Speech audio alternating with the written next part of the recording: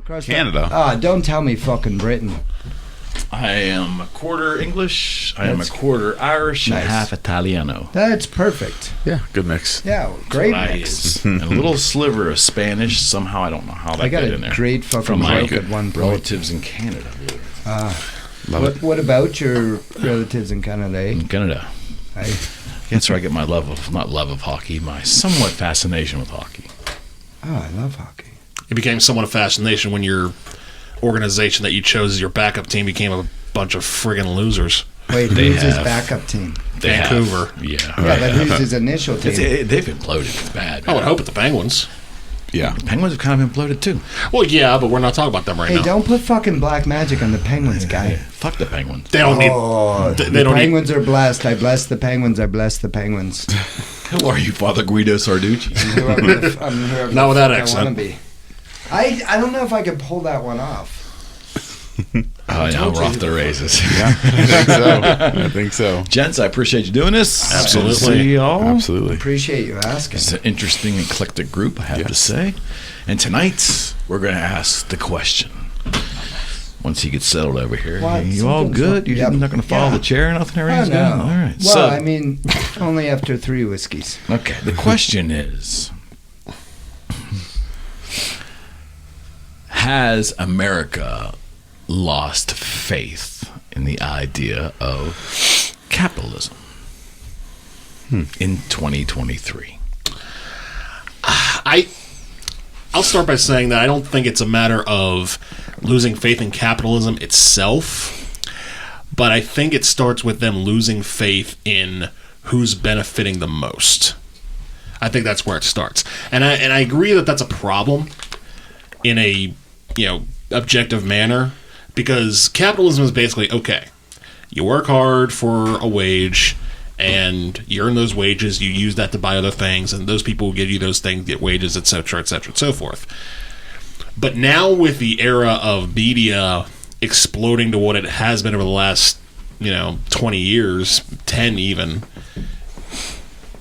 that they just decide, we see who's got the most money, we think these guys suck, and we're not sure if this system has worked out because of who has benefited the most. And the problem with that theory is that that's how it's always been. Mm-hmm. It's never been about who the best people are getting the most money. It's about who gets the most money based off of the most quote-unquote work. And I understand that you can get into the details with like the pyramids as far as, the hierarchy of monetary gain, but it's never been about morality when it comes to capitalism. Never has been, never will be. I agree with your last statement for sure. I have to unpack the rest, but because capitalism itself, correct me if I'm wrong, it's not supposed to have a moral component to it. No, correct. The morals would be hopefully arise from the individuals who are orchestrating the capitalistic system. But the essence of capitalism is not really a moralistic question, is it? Not the way I look at it. No, I mean, to me, and I understand what you're saying, Matt, but I think where I get frustrated if people are or continue to be frustrated by others' success in a capitalistic system, they need to look in the fucking mirror. Like, it starts with you. Like, if you're not where you want to be, make a change. Like, we're in a country where you can do anything you want here. And when people say there's limitations, okay, maybe there's some limitations, but if you choose to pursue a path in a capitalistic society, you can eventually get there if you're willing to do what it takes. Most people aren't willing to do what it takes and then complain when someone else did and reach that level of success. That's the problem I have when people complain about capitalism. I think capitalism is great. Like, we're all sitting here. Like, the people that complain about capitalism are complaining about it on an iPhone over Facebook, which were both created because of a capitalistic society. From the grandma's basement. Right. I mean, that's the way I look at it. I mean, are there problems with capitalism? I don't know. Like, I don't think there are. Like, I don't. If you can articulate a systemic problem with capitalism, I'd love to hear it, because I don't know that there is, in my opinion. I think that the concept of greed oftentimes gets attached to capitalism. But define the concept of greed. Define greed. No, hear me out. I'm not saying there's any problem with it. I'm just saying that greed gets lumped in with capitalism, and then instead of like disliking abject greed at the expense of the disadvantaged, because no one likes that. I would think no reasonable person would think that's a good thing. Right. But that's not, at least as far as I know, that's not a definition of capitalism. Capitalism is the instrument. Correct. Yeah. And it's not looked. I don't think it's looked at like that. Do you? Could you pose the question again for me and let me break down real quick? In terms of, Because it's a way more complicated question than jumping into an answer. So there were three questions within your questions. So you said the first question again? is: do you believe the country in general Has lost faith. So you stop there. Some faith in That's capitalism. one. No. Have you believed the country in general has lost faith? Question number one. Yes. In capitalism. Question number two. How did you end it? I know what the third one was. What? The third one was: do you feel that we conflate the concept of greed and what greed can do to the So that's disadvantage? 4 questions. And and then conflating that. Yeah, it is. Yeah, it is. Well, unpack that. So for me you then. want me to start with the first one? Has the country you lost do. faith? It's- So you what have the floor. What was it Nietzsche said, and I don't remember the year. God is 18 dead. something. Okay, God is dead. Now, just like the Second Amendment, people only phrase the first part of the question because they're being simple. So Nietzsche said, God is dead, watch out for what replaces him. You know what I mean? And this was a guy who was very skeptical about the entire piece. No doubt. You know, but he was saying there's a purpose to this sort of structure. We need structure. We're wild animals. We're how many genes away from being friggin' apes? You know what I mean? So I don't know. Yeah. Yeah, Not somebody many. Google it. We got supercomputers in front of us, but like, not many. Like Peterson says, like it's amazing that we can sit in a room and not tear each other apart. So I mean, that's to me the first thing. Faith to me is the basis of all things. It's light and dark. What's the nature of the universe? Chaos and order. So to me, I have to start there. When I'm losing my fucking mind over the bullshit, when I'm tapping in to their divide and conquer techniques, I'm taken away from my primary purpose, which is go in the world and love people. That's my primary purpose. Go in the world and love people. Okay. Start with love. Lead with love. Let the light wolf lead. You know what I mean? The shadow wolf sits and waits and is there if needed. You know what I mean? I don't think my role in the world is to be a physical fighter, but like Tyler Durden and fucking the Mad Hatter and everybody sits, I can be all of that. So you're losing me. So Okay. Explain to me That's how all that right. ties into Faith, the idea. Because it's of about I lead in faith. 7 deadly sins, 7 deadly virtues. Where's greed? It's in It's there. in one of the deadly sins, correct? Yes. Yeah, so I mean, this cat went up to a mountain and had a vision quest. Moses, like, led the people through the fucking desert. He's in the middle of the desert. He's like, what the hell am I going to do? I'll go up this mountain. I'll sit for a little bit. Maybe he carved the tablets. Maybe God gave him the tablets. We don't fucking know. It doesn't matter. But he came down with rules, structure. We need structure. We need some form of structure. You know what I mean? And I, above everybody, I've been told over the years, learn the rules and then break them. Learn the rules and then break them. Life's a marathon, not a sprint, Scotty. Well, whatever. And so I was a complete hooligan and burned my own world down and others' worlds down and things like that, and stood there holding the fucking match, looking around going, what the fuck happened? You know what I mean? These are the reasons I don't drink fucking Irish whiskey anymore. You know what I mean? But like, for me, it's light and dark. It's Star Wars, it's Joseph Campbell, it's Carl Jung, it's light or dark. Now, I walk a gray path, light path, gray path. I don't really need to step in that dark. Again, so that's the first part of the question, faith. Has America lost its faith? Yes. No. Has America lost their faith in capitalism? Well, how the fuck could it not? That's what I'm asking you. Corporations. I mean, we're bought and sold. Look at fucking gas prices. So when we talk about, I don't use the labels of Gen Z, fuck that shit. We're humans. You know what I mean? To me, we're humans. And our basic instinct is good. So your answer to the question, if I'm hearing you right, is yes, we have. Well, how could we? Yes. How Okay. could we not? There you go. Yeah, There but you I go. can't. But that's not a simple question, so it can't be like. Well, yeah, you're giving me the reason why you think we cool. have, right? Well, yeah, corporations. Well, but explain. I don't understand what you mean by that. Corporations. That's a Okay. very All right, blanket good, statement. Good. All right. So, I believe the structure, the nature of this country, those documents, Declaration of Independence, the Articles of Incorporation, all that, are brilliant. I think some of the greatest documents ever written. Where did we lose our way? When did that happen? We talked about that on the last one. The Industrial Revolution took all the men out of the house, things like that. Like, so when I talk about corporations, I'm talking about, now,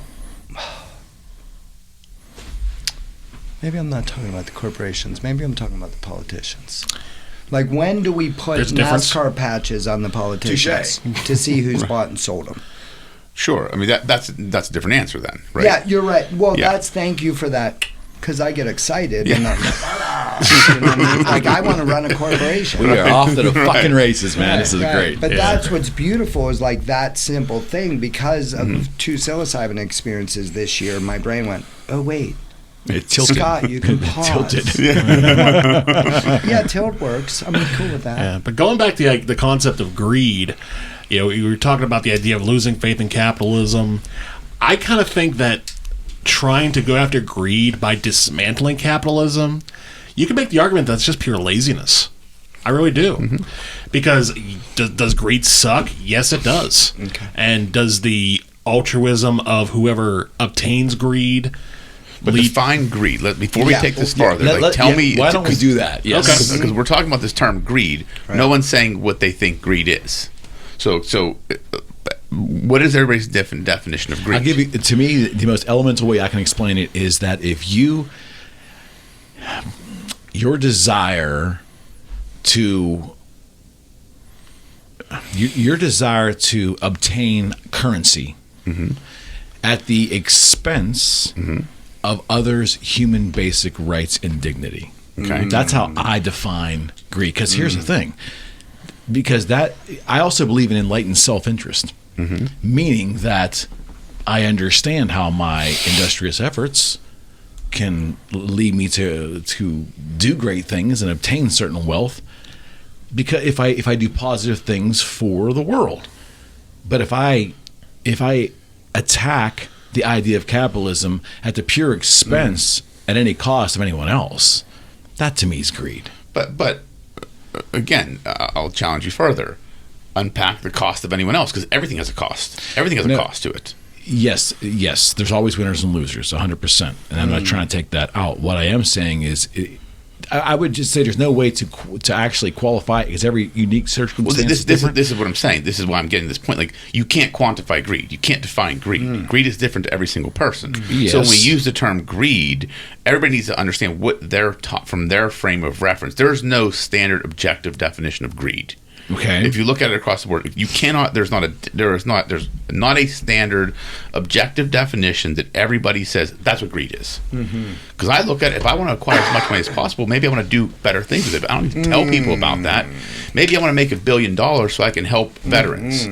But I'm not telling people about that. People just think I'm greedy, so I'm just trying to go out and conquer the world. That's not the greed I'm defining. But I'm saying that people define that as greed. When people are sitting in their basement looking at capitalism and saying, these greedy motherfuckers, Elon Musk is, that's not greed, that's jealousy. But people use the term greed to feed the jealousy. Of course. That's what I'm saying. Or the narrative. I would go further and to say that greed is their idea of... Because how does someone like Elon Musk get that power? It's because they make a lot of money.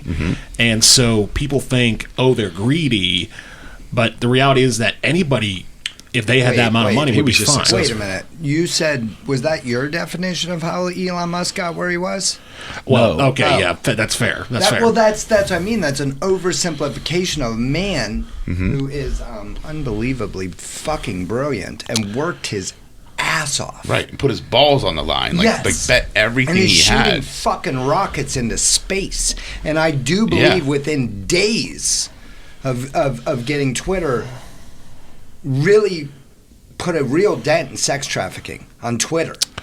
Put a real dent in corruption across the board, in my opinion. Yeah, I think he just doesn't. I think he's so weird. He's misunderstood by people. I don't think the average. I don't think the average people can understand him. I don't think I understand. I agree. I agree with that, but I think the problem with Elon that I have, because I just blocked him on Twitter today, I'll just jump out with that, is that in any capitalist structure, or any human structure, we always hear about, reading the room, knowing your audience. And there's no way in hell that he got to where he is without reading the room at least a few times. Okay. But it just seems like right now on Twitter, he either isn't reading the room or he doesn't give a damn who's in the room. Number 2. Yeah, he doesn't need to give a damn who's in the room. Exactly. He owns He's at that point. He owns the room. He owns the room. He bought it. And that's the thing. I think I think it's frustrating for folks that. Let's have this conversation because this is where I initially was more on Matt's this line of thinking here, but I think because of some podcasting, I've kind of come full circle on this. A lot of the public believes, correct me if I'm wrong, that Twitter, and we can bring Facebook and Instagram in there, but let's just talk about Twitter for a second. That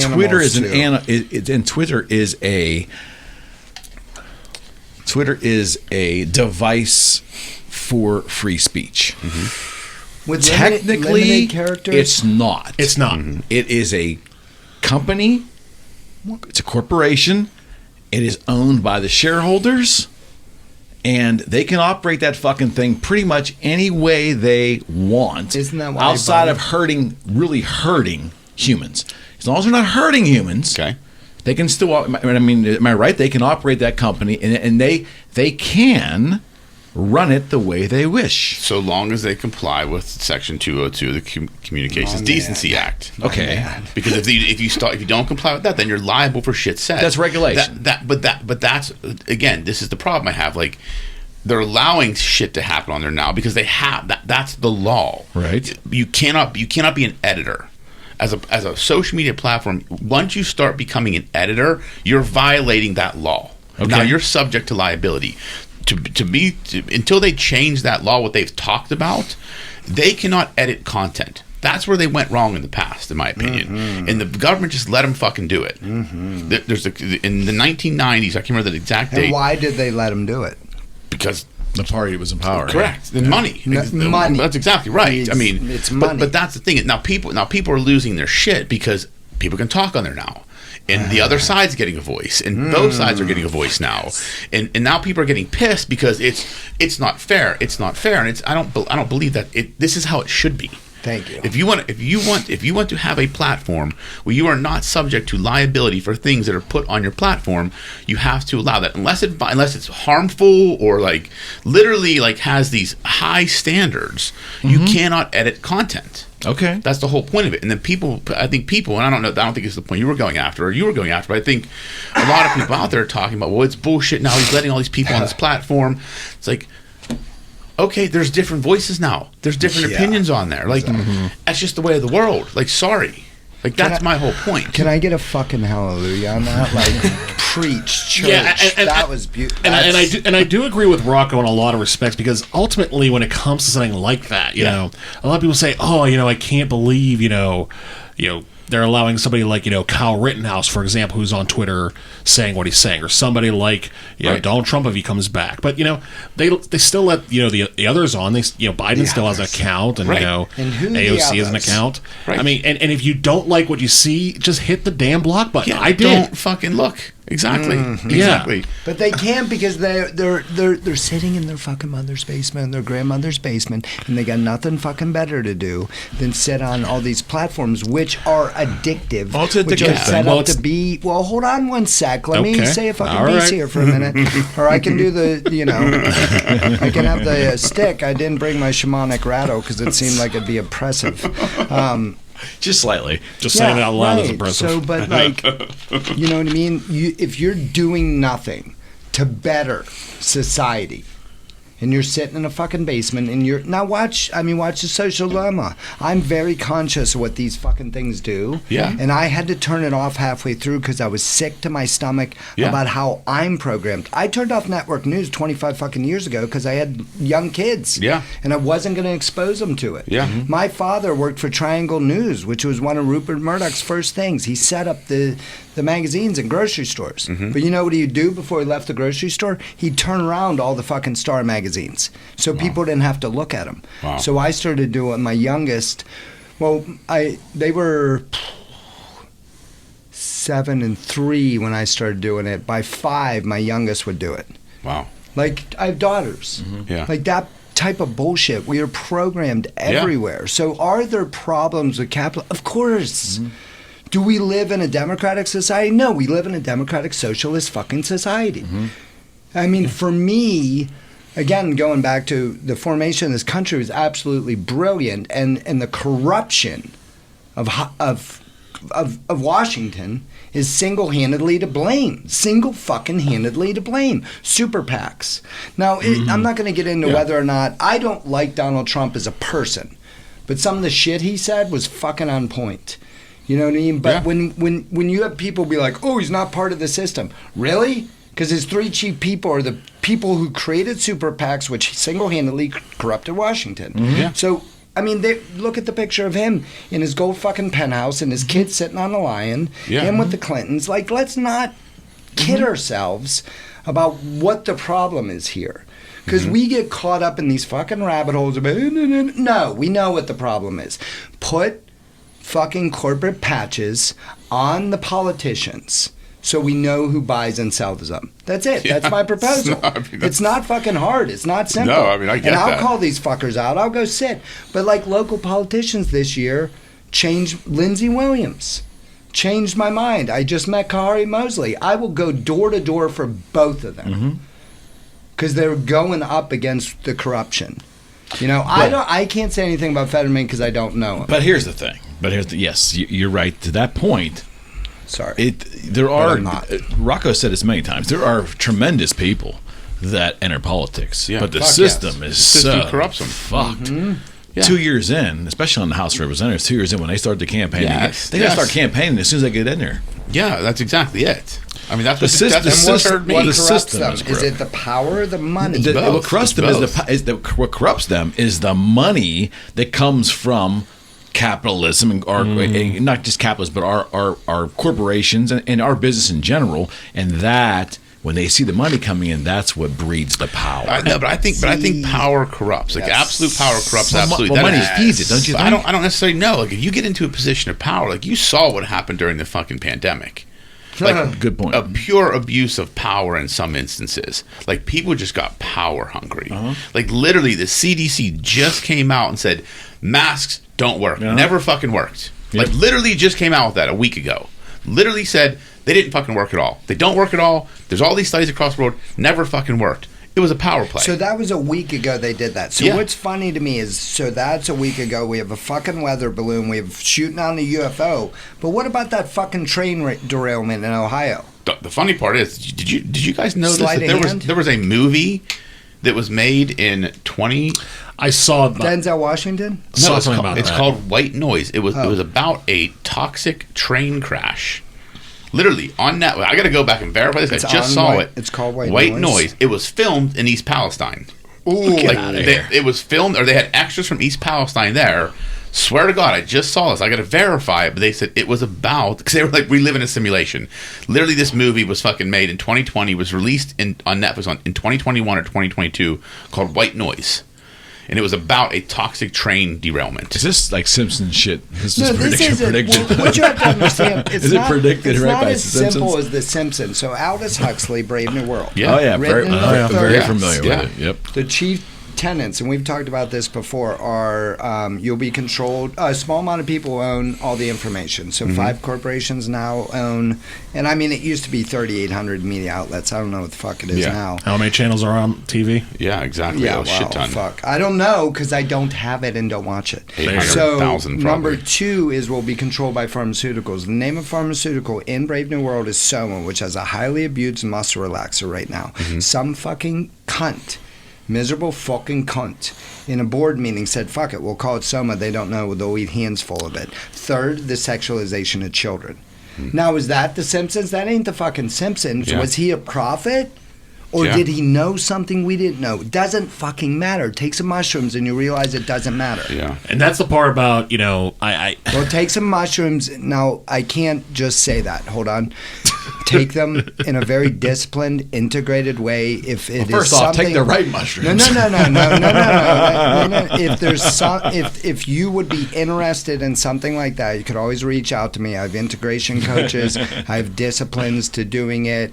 Access to proper Yeah. Interesting. So I can't just say eat mushrooms, because when I ate mushrooms in 1999, just ate mushrooms, I lost my fucking mind. I thought I was the devil. Well, yeah, and this is the internet, I'm not so we have to kidding. break it down to the most Well, elemental I form. don't- Because someone right, out there is I don't going to go wanna out in their be front yard and grab one off of a tree and start eating it. I don't want to be Let's not do that. irresponsible. And I'm talking about psilocybin. I'll probably have to edit this little Talking clip about because I'll get deplatformed by Wait, YouTube. really? Put Is a it little disclaimer underneath. Well, no, I'll say this. I had a conversation with Ed Disclaimer. Lattimore. All the shows I've had, Ed Lattimore and I came in and we talked about. Ed was obviously talking about like his diet and the very restrictive nature of these things, and they took the YouTube What? took the show down. Really? Wait, I why? got it yesterday. Just on diet? And then I appealed it, and then they gave me a strike because I resubmitted it. If had I just went away, they said we're not going to strike your account if you do not contest this. Oh. So I wrote a dissertation as to what are you actually striking me for? Yeah.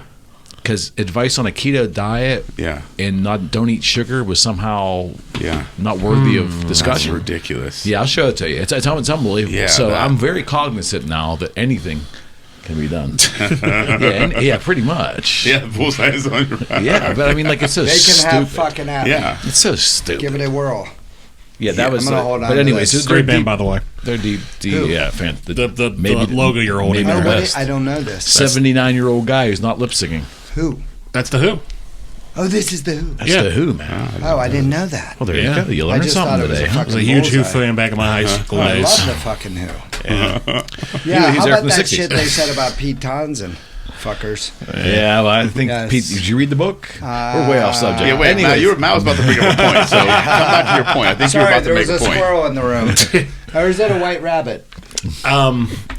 Yeah, but going back to this whole idea of where the corruption is coming from, I think that's another reason people have lost faith in capitalism is because of what it's done to politicians, and it's so direct now that Well, they flaunt it now. They don't care. they don't care at all. And I think that's what's really pissing people off a lot is that Scott mentioned something about wearing the patches on your jackets to say which are the cases. Number one, I think they already are in a lot of cases. We the people demand it. Well, okay, that'd be nice if they did that, but at the same time, even if they did, what really could we change? Right. What really could we change? Well, then we'll know. Then They we'll control know the on a laws. larger level. If they're doing it and they have them on, then the people are still asleep or taking a red pill. Theoretically, I agree with you, And but will we care? exactly that's the point I think is I mean, there. really, Yeah. will we really care? Because I think there's enough information, enough access to information now Yeah. that even with the masses being addicted to social media or anything like that, there's enough people out there who can see enough information. At least one person's going to go, "Hey, wait a minute, this person said this, but they're working with X, so maybe we should really look into X." But Go ahead. No, go ahead. No. You're right. I'm right there. I was with going to say, with a lot of corporations, there's really not a whole lot you could do. Whether Watch it's me. oil company, Pfizer. Watch me. oil companies, pharmaceutical companies, the airlines. I mean, I would love for them, and I think I've seen at least maybe one article on it. I would love to see the privatization of transportation by flight. I would love to see it. Because you have no options right now. And even the quote-unquote cheap options are still a part of that same system. Yeah. It is technically is private, right? The government. It's a regulated industry, I see what right? you're It's saying. a regulated industry. So Okay. there are certain, Is the barrier of entry still difficult? Is that the thing? I'm sure. And it's. I just had a discussion earlier with a client about private planes and there's a certain license you need if you're using the plane for yourself or your family or your company, but the moment one of your other companies pays the other company for use of that plane, you have to now have a whole different commercial license for flying, which is it creates a lot of regulation. My whole taking a step back, looking at capitalism. Here's the way I look at it: you don't typically see people that are working on themselves, have a positive outlook, and succeeding in life complaining about fucking capitalism. I've never seen it. And that's what it boils down to. So if you look at who's complaining about capitalism, It's the people that aren't doing anything, that aren't trying to do it. I've never seen somebody that is really... Now, look, there are instances where maybe people are complaining about parts of capitalism, which I get. But I'm saying the system as a whole, right? The system as a whole. I've never witnessed, and maybe I'm blind to it, someone that has become successful or striving to be successful, working on themselves, is a positive human being, complaining about the system of capitalism is broken. I would say I would generally agree with that. Yes. Hallelujah. Yes. And the whole socialist system, like that's a whole, like it will never work. Well, Fuck no. Well, the capitalistic system of a society to this is pretty much unfucking defeated. I mean, if you look at because the only competition they have, correct me if I'm wrong, is a socialistic or a pure communistic system. So if there's a fourth, I'm not aware of. Right. So what is socialism? The means of production are owned by the people. Right? That's what socialism is. Communism is the means of production are owned by the state. Right. So you can't have socialism when you have different skill sets of people. If you let the people own the means of production, who's going to fucking run the show? Like when you think about it from that perspective, like there are certain things in society that people have to do because they have the skill set to do it. Right. And there are things in society that other people do because they have the skill set to do it. If you try and make it even across the board, it won't work. Human beings are not built equally. Well, they've done studies. I think they did a study in Sweden or I want to say Sweden, and it was so you have give me a second. You have something of outcome and something of opportunity. Equality of opportunity. Thank you. Equality of opportunity, and you have quality of outcome. Yes. They tried to do studies that created a quality of outcome and actually tipped the scales the wrong fucking way. Yeah. It doesn't work. I don't think humans can are... I do a Obi-Wan Kenobi soundbite real quick? I don't care. Well, that's why you're here. All right, wait. I gotta. But while you find get it, past the ad. I Hold on 1 sec. We're gonna dig get this. copyright struck. Yeah. probably. Then you're my enemy. Only a Sith deals in absolutes. Yeah. Yeah, well, that's a whole nother discussion because we're living in a society that really is attracted to absolutes, like absolutely like right. a gnat to a flame. Absolutely right. Yeah, there is no absolutes. And that's what you were getting at, I think, prior. The capitalism, in its purest sense, is not what we have. Number one, but it's like there's elements of capitalism that need work in this country and regulated and refined. Sure. Who's going to regulate them? Well, I think the only way it can be done is through government. I don't like how government's handled it. Well, we're not going to self-regulate because... Well, no, we're not going to So let me ask you this about the concept of greed. Mm-hmm. You say it's different for every human. I would agree. My question is, when greed becomes detrimental... There's got to be a qualifier, or there has to be a way to protect the innocent from being taken advantage of. And I'm not talking just financially. I'm talking about their own health and welfare. I mean, there's been industrialists in this country that have buried the poor over the course of society, and we've hopefully changed that. But if you go back in the early 1900s, there were industrialists that had no protections in place at all for their workers or the towns they would go in and set up and pour. Sure. What I'm saying is that's the kind of greed I'm talking about. If they're cognitively aware they're hurting people, they don't give a fuck because it's going to make money for them. There are laws in place at the National Labor Relations Act. That's what I'm saying. Absolutely. Was that absolute greed? So a lot of things That's how I define greed in business, though. I've shook my fist for a few years at the brilliant men who created Pittsburgh. Okay. You know what I mean? And it's like, oh, these fuckers, because somebody tipped me on the fucking patriarchy thing. I apologize. I feel better. So, but I was like, and I was still like, and we're going to, Robin Hood, and I'm going to do this nonprofit here because the money is still here. And, and it was like, I was giving the credit it's fine. I feel better. So somebody was like, do you know why Pittsburgh has so many green spaces? I'm like, no. Because those men created green spaces in Pittsburgh because they knew what the steel industry was going to do environmentally. So they consciously created because they knew that the environment would correct itself. So what has to be done in the moment? that interesting. had to look at what the steel industry did Yeah. for the world. Yeah. Yeah. Look at what those industrial complexes did for there's the world. Yeah, there's always a price for everything. Sure. Yeah. Well, Yes. that's where I was going Yes. with that. And there is, well, to me today, honestly, and the psilocybin and all the work I did and 7 fucking years of preparation, 7 years of preparation before my first experience with psilocybin, there is no good or bad. There just isn't. Everything is perfect the way it is. They're just, thank you. It just is. And there is no absolute greed. Like, I think, Right. Because again, like greed is that a word. Yeah, it's subjective. Because look, someone could look at me and say, "Why do you keep wanting to grow your firm? That's just being greedy. Like, you're just being What? greedy. Like, why do you want to keep?" Well, that's jealousy. That's not but greed. people say that's greed. They're called. They That's may their be, definition. They may be, their emotion may be jealous, but the outward expression of what I'm doing in their mind Or is the label they greed. give you. They're labeling me as greed. Like, you just want more. Like, well, aren't you happy with what you have? Damn right you want more. But again, okay, so you just said that, right? But you've also said that, at the expense of others, right? Everything I do has a cost. Expense of the welfare of others. But define welfare, because everything I do has a cost.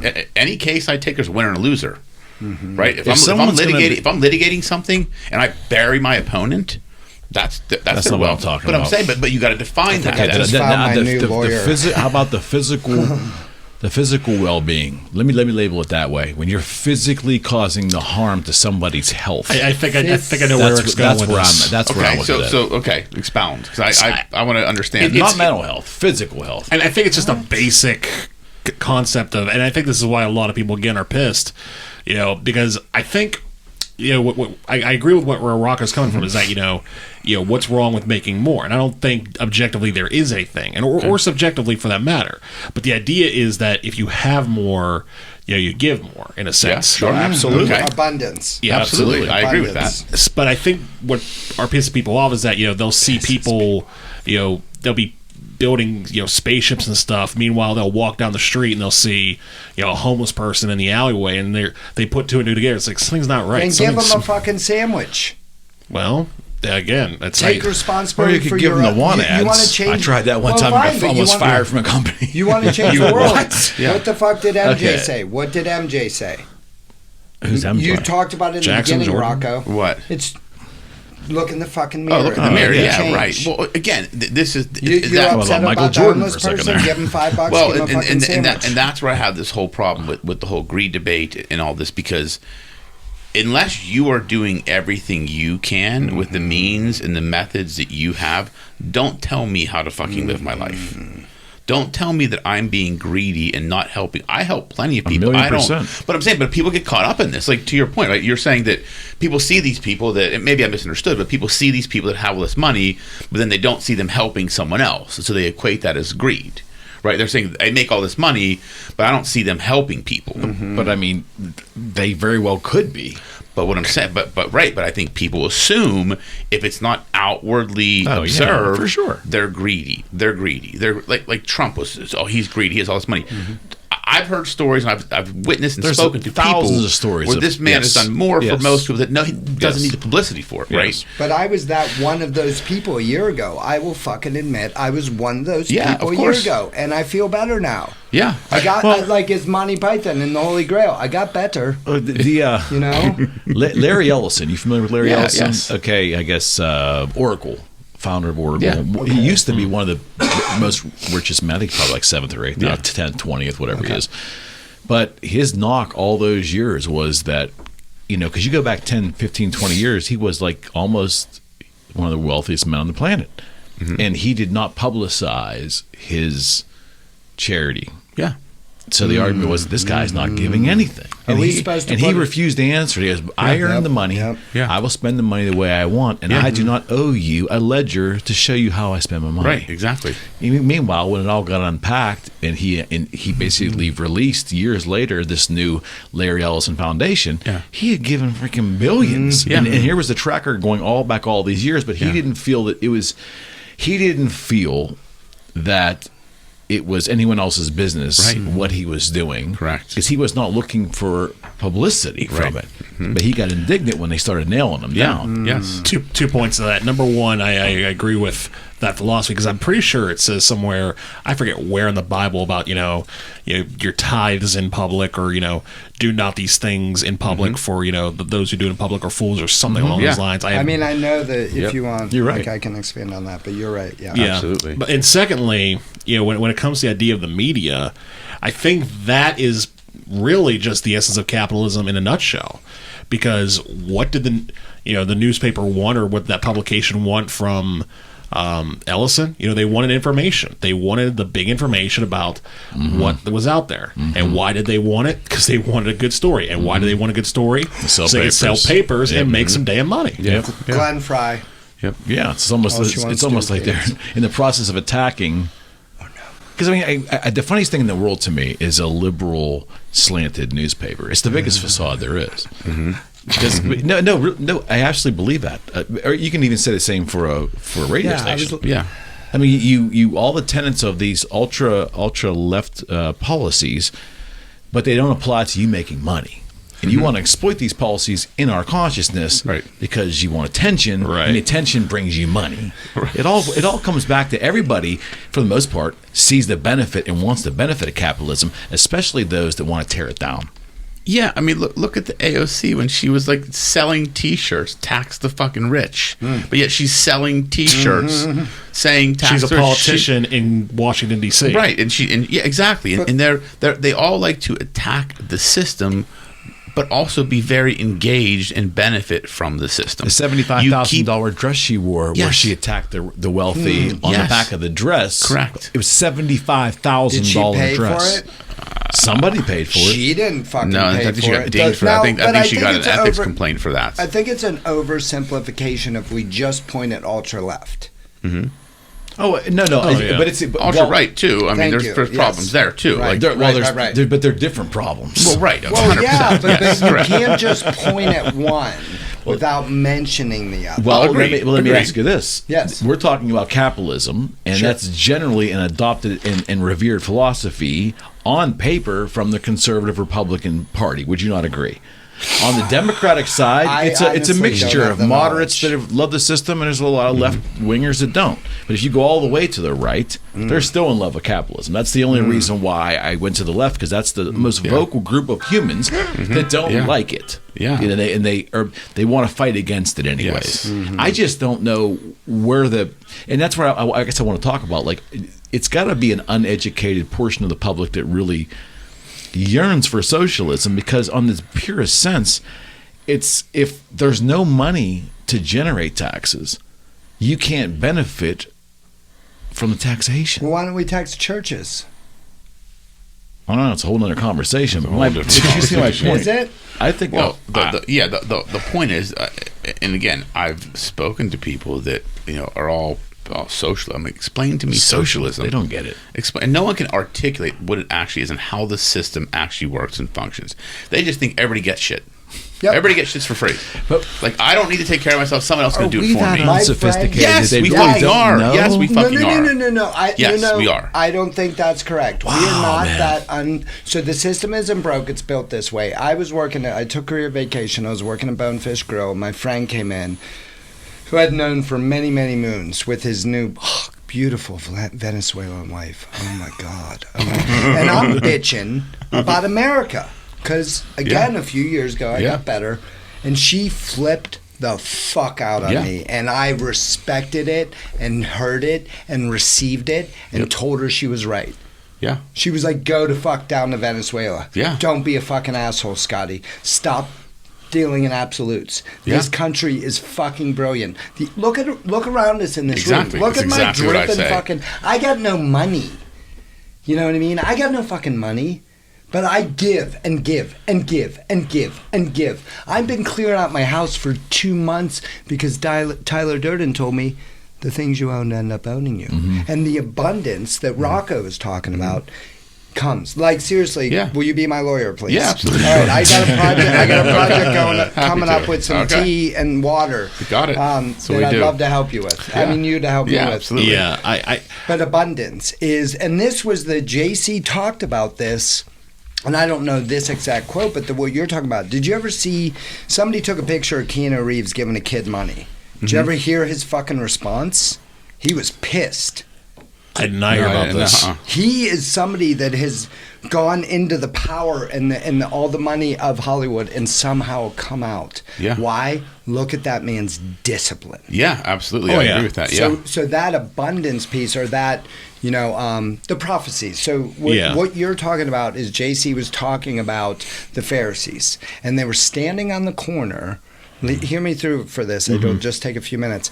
With the boxes on their heads, with, whatever the hell was in the boxes. He said, don't be like them. Don't be spiritually prideful.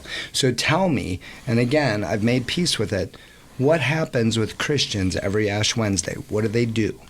Yeah. Okay, now the ceremony is gorgeous to rub the ashes on their head. It's beautiful. But wash that fucking shit off before you go into the street, because you're directly breaking JC's wishes and suggestions directly in contradiction to the man, hippie revolutionary who had girlfriends and maybe even fucking boyfriends. We don't know. Because, he was walking on water and turning water into wine. He was the first hippie. You're telling me everybody didn't want a piece of him? Oh, yeah. He was. I'll argue it. You know what I mean? But, so they adopted him as their idol. They've kept him nailed to a cross. And last I heard, that's not the end of the story. And he's saying, don't be spiritually prideful. He gives one prayer. He gives love each other. I could go on and on about this hippie revolution. Okay. So before I forget, there is also a story, and correct me because I think you're much more of a Bible scholar than I am, but there is a story in the Bible, I believe, where people were coming up to pay their taxes. And this weak woman came to pay her taxes, and I guess one of the apostles said to Jesus, I think, well, she's got nothing. Why are you taking her money? And she goes, but she's giving all she's got. You know what I mean? But the lesson was that everybody should pay, and that's when we talk like taxation talk. Yeah. It's like we have a system right now where we just stop collecting taxes at a certain income level.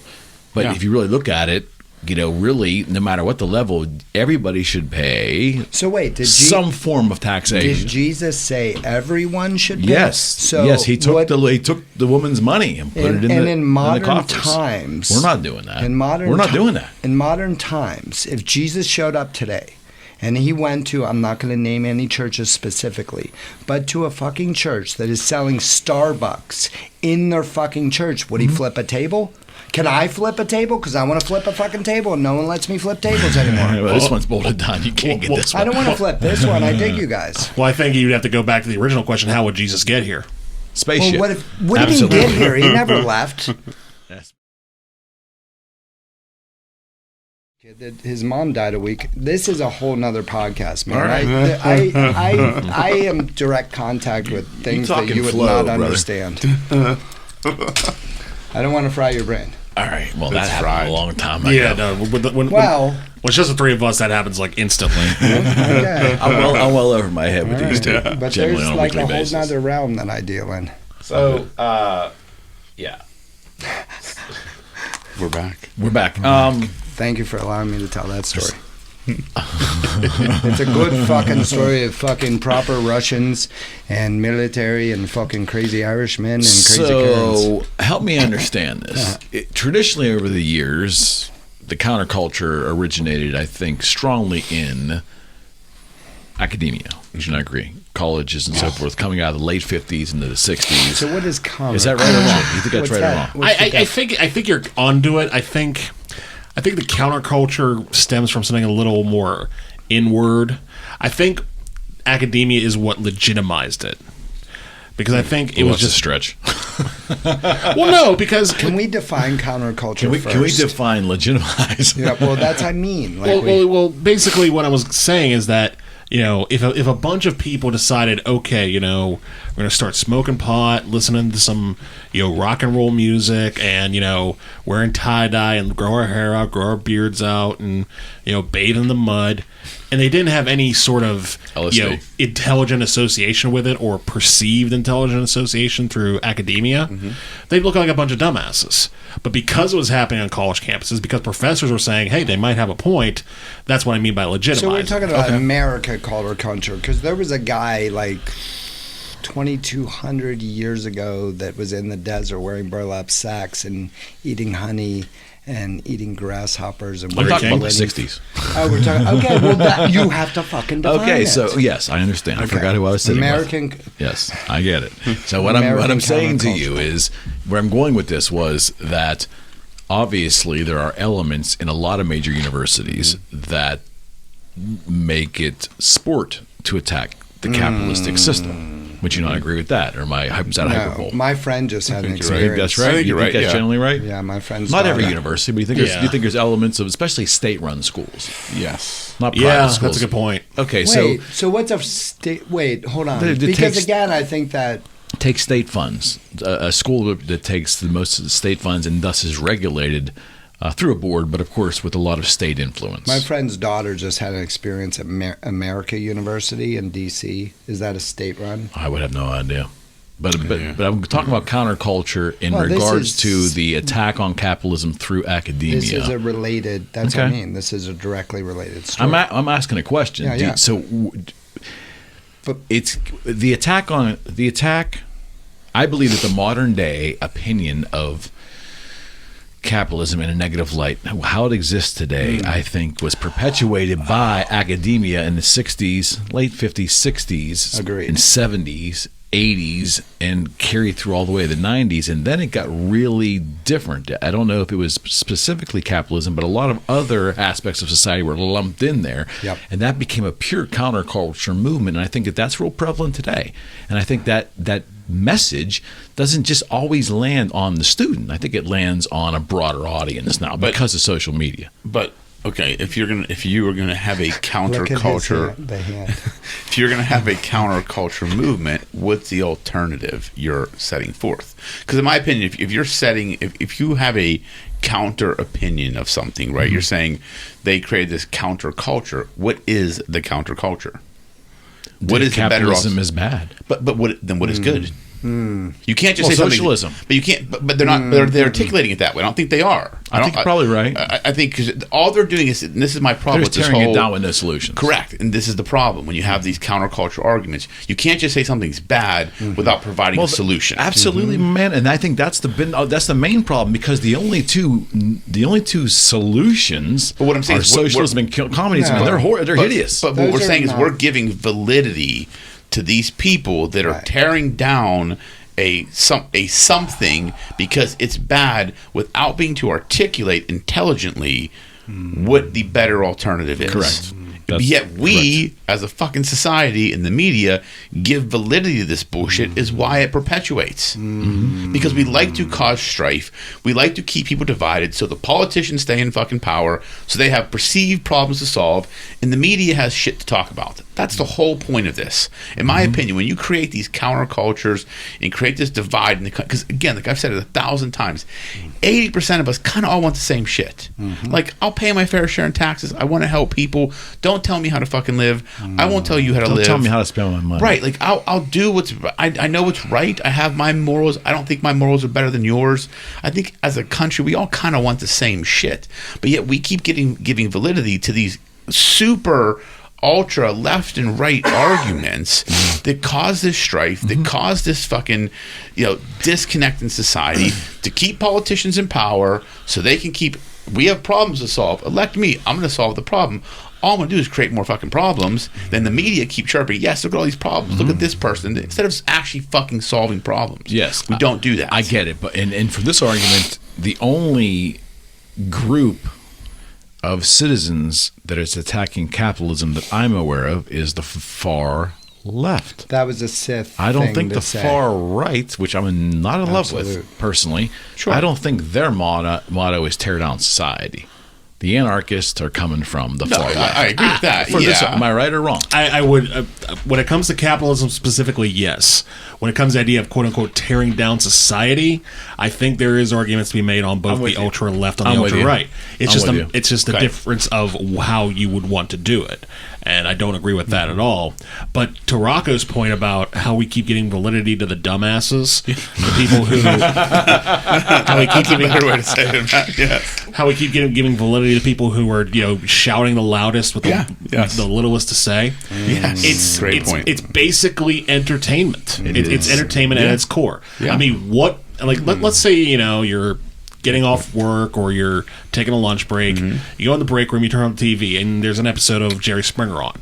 Do you want to see an intellectual discussion like this on Jerry Springer, or do you want to see the midget couple whose wife cheated on the husband because she turned out to be a lesbian? Let's be real with ourselves here. Yeah. Right. But time out for that for a moment. So that's, again, with the absolutes, you made an absolute. You're making an absolute. I do not believe that humans. So you said something about enough people earlier. Well, what is enough? 333 enough people million. for Hold what? on. For Let what? me ask the question. Let me context, get through though. it. So he said, I think if enough people want change, that's what I believe you said. You said something about enough people. No, the majority. No. He didn't say majority. Okay. He said, I think enough people are. It was my comment with what would the NASCAR patches do, or what would the corporation? Oh, yeah. So you said enough people know. Well, what's enough to you? Because we have over 330 million people in the United States. So this is a simple answer. Just what's enough to you? For those that are here legally. Wow. Don't go there. Wow, dude. Okay. That's how I feel. All right. Well, that's beautiful. That's beautiful. But let's stay on this question. You white rabbit. I was about to say, a quick side note, Manifest Destiny, I'm pretty sure was created by illegals, but that's something. See how far we went. We got distracted. Even It's 2023. But going back, simple answer. 333 million people. What's enough to know that Washington is bought and sold? I wouldn't go as far as quantifying it, but I would say there's enough there to say. Well, then you're avoiding the question. Well, here, no, I'm not avoiding the question. Okay. It's in the context of enough people know that What's that's enough happened. people? You can't use the word enough. What's enough people? Enough people. Let me get there. Enough people know that there is a seed of knowledge in the general mass conscience. That there's.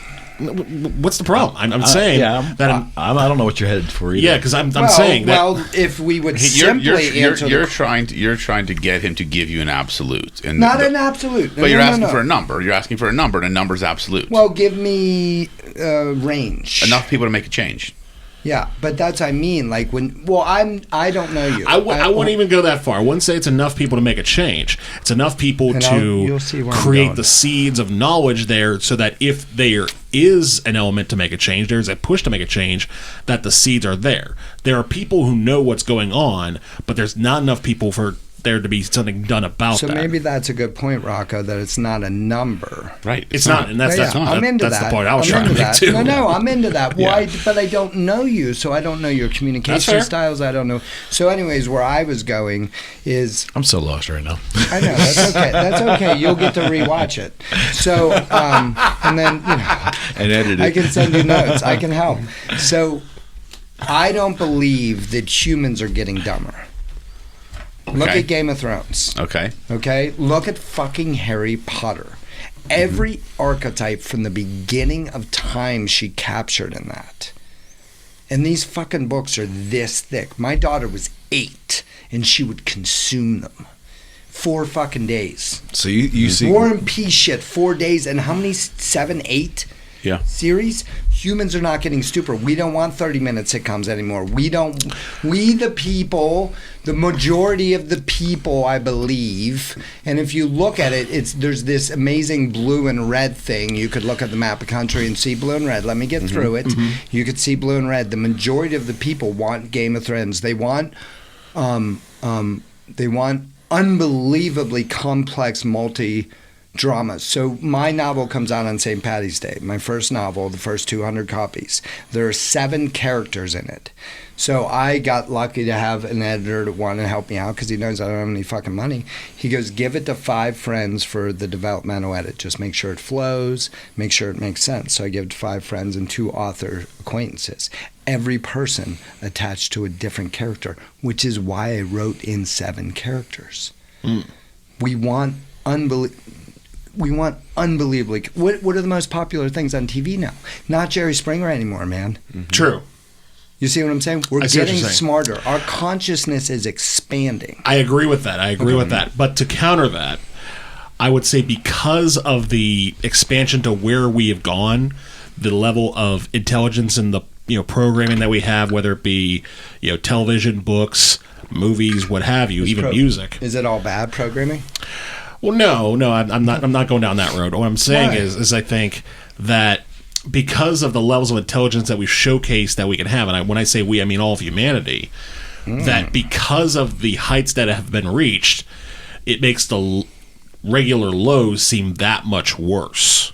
It makes those who are sort of still stuck in that mode of, the traditional, I don't need much. And I'm not saying it's a wrong choice to make if that's what you want, but it's going to come off looking worse if you publicly announce it as the better thing, Like people will say, oh, I'd rather watch, the Andy Griffith show instead of Game of Thrones. That's a great fucking show. Right, but there's might be somebody out there's like, you dumb simpleton, what the hell's wrong with you? But I think... So do you give a fuck about that person? I don't. Okay. I don't. So maybe if we start But we're not talking about everybody from a personal perspective. I think where Eric's coming from do you is think from a enough general people like perspective. Andy Griffin? And then do enough people like Game of Thrones?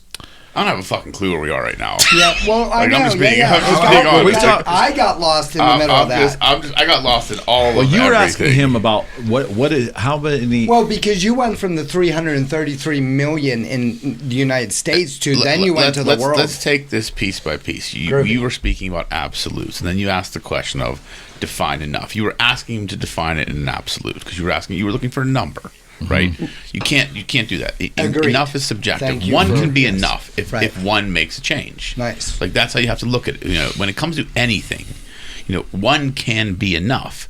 Enough is what creates a ripple. That's my mind. Whatever creates the ripple to impact the change was enough. Right. You don't know, you cannot know you cannot know what enough is looking forward. You can only know what enough is looking backwards. Plain and simple. In any Will aspect. you go deeper into that real quick? Sure. Don't lose me. Oh, I won't. I'm right Okay. here. What I'm I'm- going to shut up and listen. But what I'm saying is, we cannot sit here today and say this is enough to do this. We can only say what enough is when the action that we are looking to occur has happened. Yeah, in retrospect. Then, in retrospect, we know what the tipping point was. Okay. We know how many people it took to get Biden elected. We know how many people of this. Okay. We know how many people it takes to make a change once the change has occurred.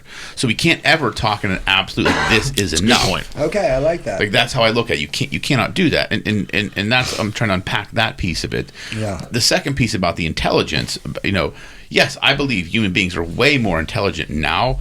I also believe the rate of information that is coming at us is at such rapid pace.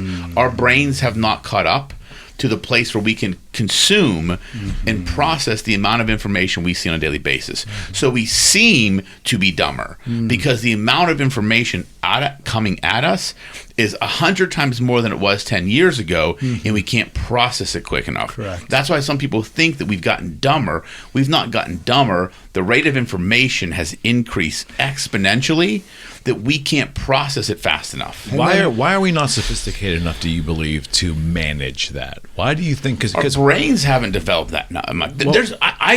I get 600 emails a day, like at least. I'm not saying absorb it all, Rocco. I'm saying the logical solution was, as a human, I have to put a system in place for me that'll disseminate all this stuff and just figure out what's important and just leave the rest away. Overwhelm.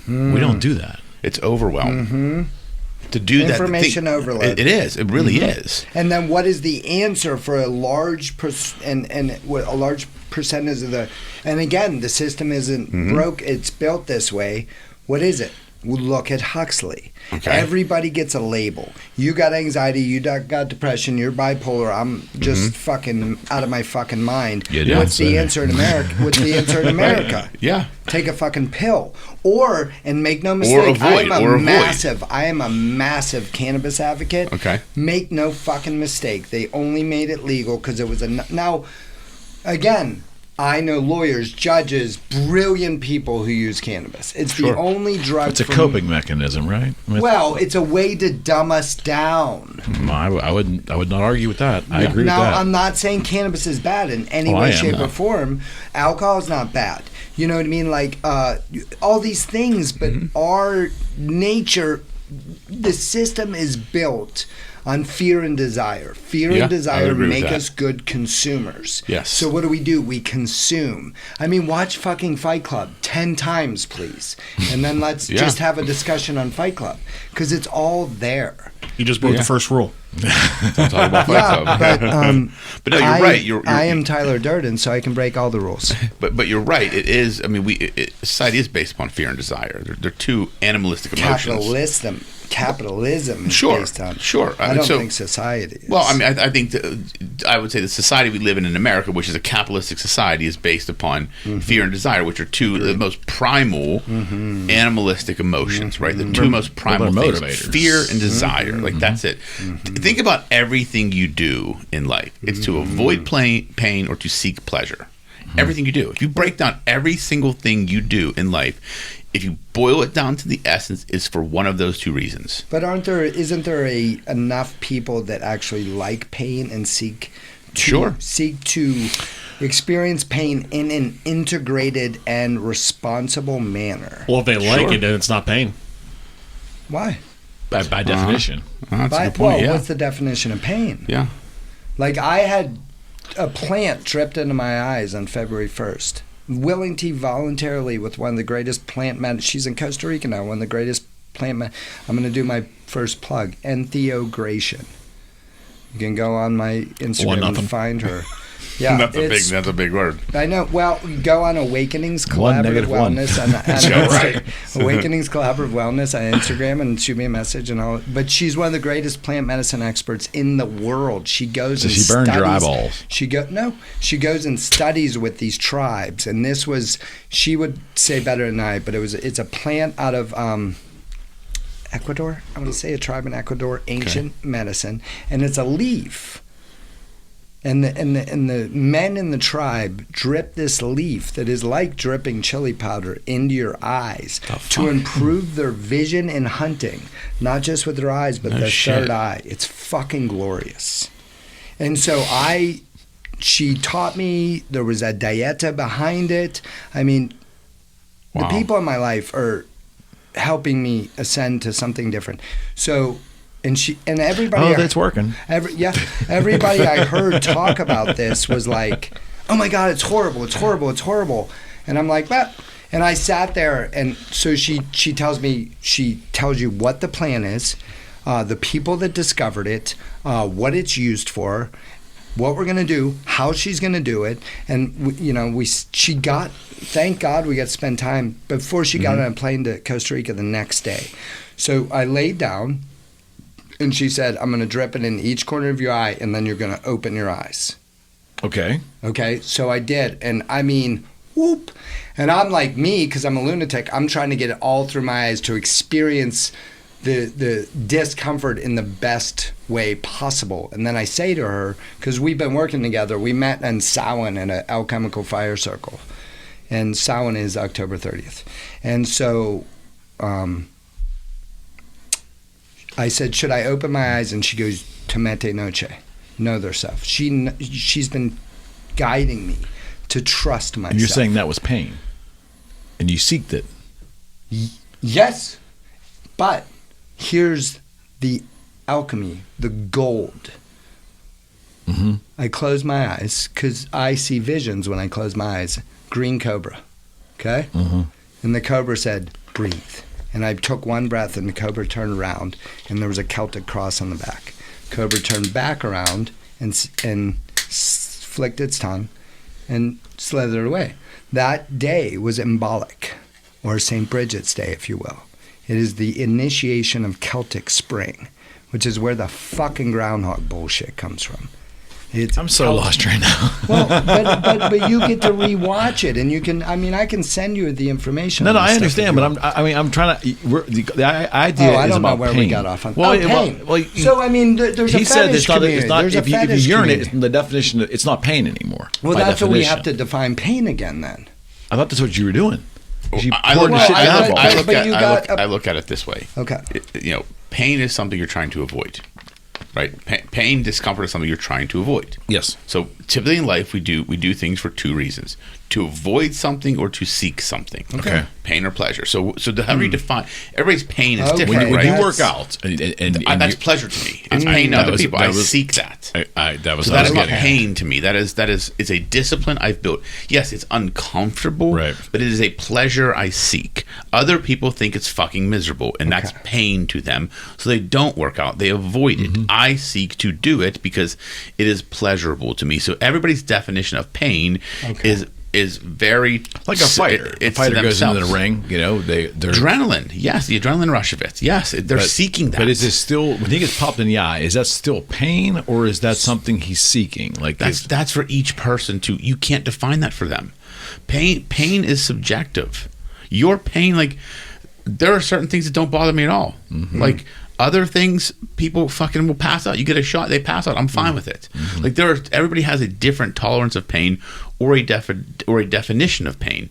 In life, though, I truly believe every action we take as a human being is for one of two reasons: to either obtain something that we deem ourselves pleasurable that we're seeking, or to avoid something that we deem ourselves as uncomfortable or displeasurable. That's it. Everything we do. We work to make money to buy things that give us pleasure. We work to have money to avoid the discomfort of being broke. Like everything you do, if you look at every action, you can boil it down to one of those two things. To come full circle on that a little bit, I think that's another reason why there is that sort of feeling, and it's an unsophisticated feeling in a sense towards the disestablishment of capitalism.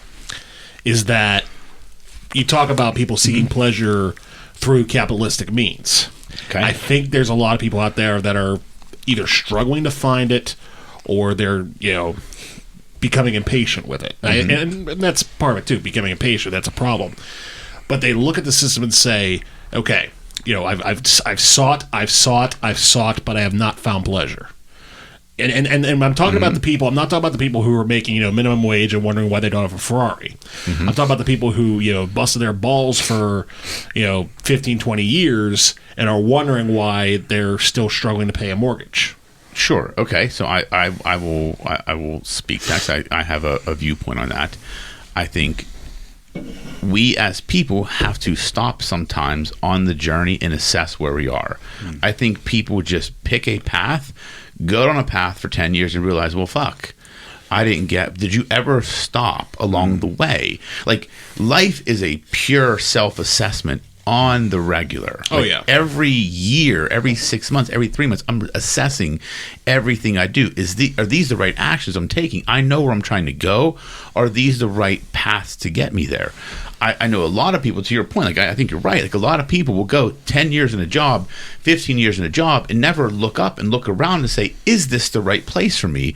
Then they get to the end, they're like, well, what the fuck did I just waste 15 years on? Did you ever look around during those 15 years and make sure your ladder was on the right wall you were trying to climb? Most people don't fucking do Because it. And then want to blame the system Right. at the end when they get there and they're like, I'm up the wrong fucking wall. The answer lies within as opposed to the Exactly. system. But the system is an easier target 100%. because we're not wanting to always look within. Everybody, the biggest problem in this country is lack of personal responsibility and accountability.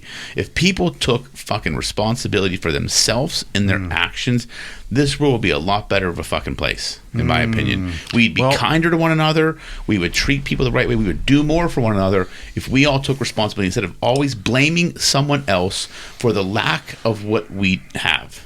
It's just, I know why people do, because it's just easier. Yeah, And it's Exactly less right. painful internally to find a reason why things didn't go your way. But that goes back to when you were a kid. We learned that that's stupidity Yeah. as part of growing up. And at some point, you get to become an adult, and now you have to make different decisions with your emotions. Yes. And some folks just don't get there. Yeah, and I agree. And, you know, oh boy, I'm going to do it. Do it. Listen, we talked about burning eyes out. I mean, this is where Matt and I are going to go to war, and I don't want to do this, but it's before where you Matt do and I are going to war over this. Before you do it, can I say one thing? Sure. I jumped all over both of you before Yeah. I let you finish your thoughts, Yeah. so my bad. Oh, no worries. It's okay. Well, no, but No worries. it's important for me to speak that because we I are appreciate that. virtual strangers. I appreciate worries. that. That's like, for me, that's that type of accountability. Hey. Like, oh, fuck, I went off on a rant about myself. No first date's perfect, baby. No wrong. That's a line of the night. So that needs to go on a t-shirt. I need a first date then. I have always wondered, and I've not done formal study because I didn't pay much attention to the college classes I did go to. Okay. But on the face of it, the concept of a union in a work environment is absolutely something that does not agree with my sensibilities nor my philosophy. That's a given. Okay. It's almost like the union would be attractive to those who do not want to do exactly what you just talked about. And that's a constant reassessment of their life and what can work better for me on a path to hopefully achievement of some kind, personal achievement, financial achievement, whatever. The union, although I believe it was born out of worker safety in the beginning, which is now turned into something completely different. But it seems to reward time as opposed to action, creativity. When you talk about people getting stuck in places for long periods of time, but also wanting to do the same thing over and over and over again and receive more and more money for it, it does not. It leads me to believe that the union mentality today in 2023 is really about existing and not making more out of one's life. And it's a harsh thing to say, but philosophically, I don't see it any other way. And I'm not bashing union members. I'm not even bashing individual unions because I think you represent unions and you have a better probably opinion of them than I do in terms of like how they operate and so forth. But as an outsider looking in, I never understood the idea of being satisfied with the status quo in my life from year to year to year. That was never attractive to me. And I don't know how a union is anything but that on its face. Is the formation or the creation of a union basically a pushback against capitalism? On a general scale, I'd probably say yes. Because I thought about the initial question of, just why is a union such a push towards the status quo? And I think, you got to go back to the original, unions that existed in, the 10s and 20s, where, the steel workers were saying, okay, these working conditions suck, we're getting underpaid, and if we all band together to say we're getting better wages and better work environments or we're getting the hell out of here, it's going to force the people up top to make a choice. Either shut down the operation or continue going on.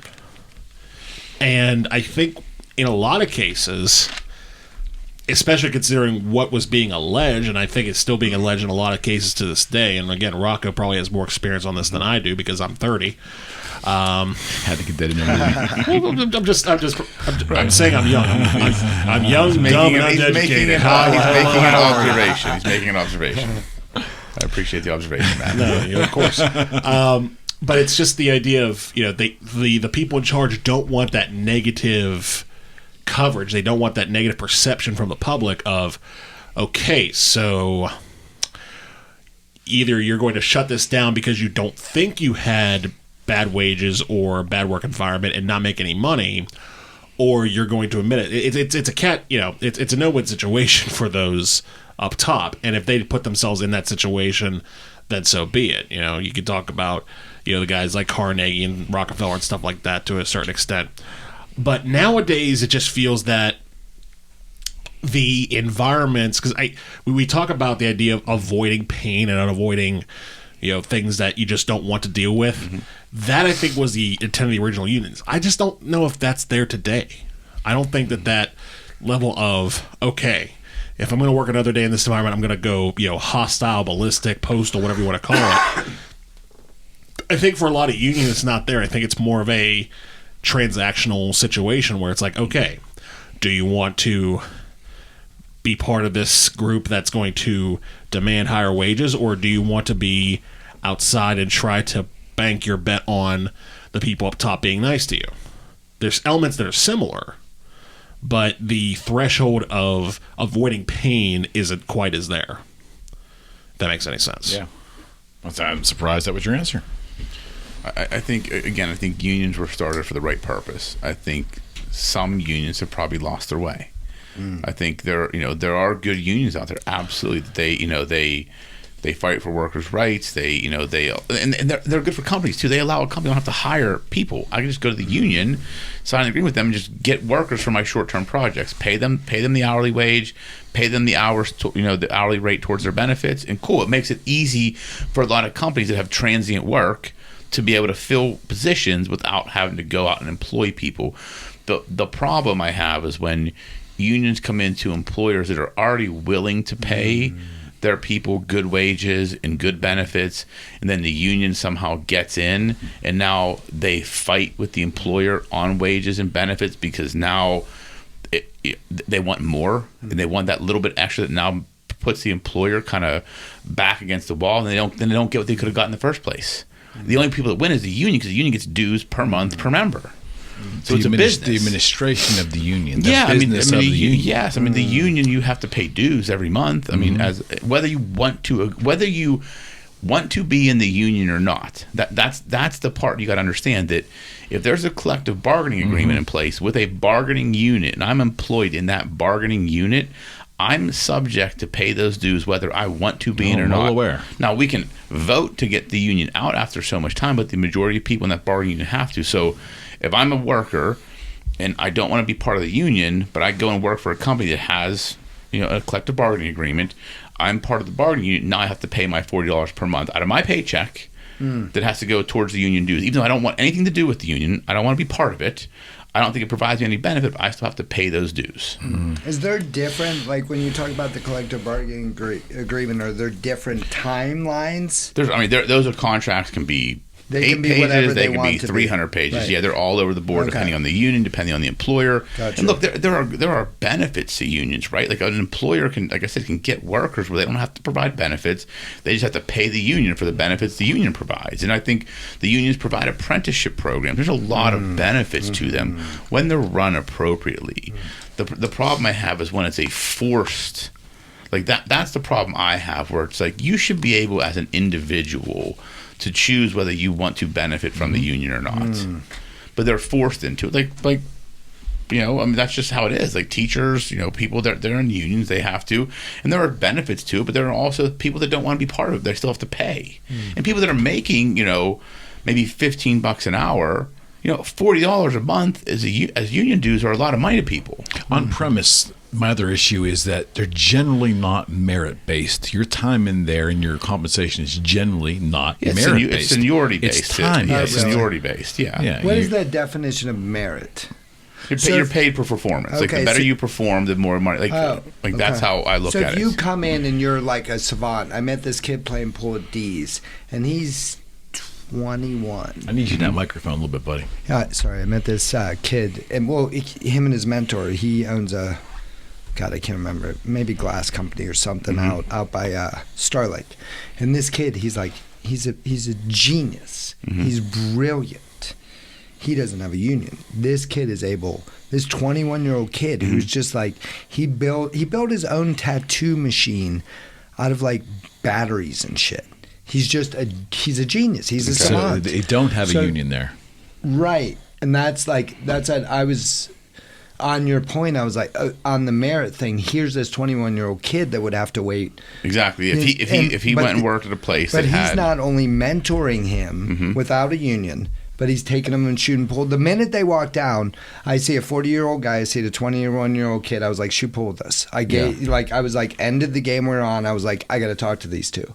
And the guy, the owner, was like a fucking shooter, man. And this kid was learning, and the whole time, his mentor, not just at work but in life, is like, slow down. You don't have to make every shot. You know, like, just so. That's the end of that story. But now I understand what you're saying. That that there has to be a mixture of, because if it's just based on time, I mean, look at Alcoholics Anonymous. A union is just based on time. That's what I mean. As far So as I I'm know. going to draw a parallel, because this one, and I won't get complicated. I won't do rabbit hole. AA. I love AA. I send people to AA all the time. But if I have 30 years sober, I'm a fucking miserable fucking cunt. And somebody else has 2 years sober and is deeply working on themselves and doing good in the world, who's better? You know, do I give up does someone give up their time, their clean time, if they, eat mushrooms or you know what I mean? I don't know. I'm so lost, dude. Well, I mean, from a merit-based perspective, I'm yes. trying to draw the parallel. The problem with it's hard to draw, I think, a parallel when we're something like that, because it's compensation well, based, I was talking right? about merits, though. Yeah. So you look at it. If I'm a skilled worker, I'm a savant, right? But I'm a first year metal presser. I'm getting paid what a first-year metal presser makes until I put in my 3 years to move up to the next job. But whether I could be running circles around, and this is the problem sometimes, I could be running circles around people, but I'm choosing not to because it doesn't benefit me. That's where the problem is. When if I'm in a union and I make widgets, and baseline guys make 10 widgets an hour, and I'm a guy that can make 30 widgets an hour, and I come in and work with these guys. One, those guys are going to tell me, slow down. We only have to make 10 all the time. And you're not going to get paid more by making 30. Right. So why benefit management by making 30 widgets and making them more profits? Because it becomes adversarial. That's the problem. Where now I think if there was a way where we can structure it where, okay, like, hey, we can do a performance-based bonus where if everybody's producing, there's going to be more money in a pot that everybody can get. But you got to produce.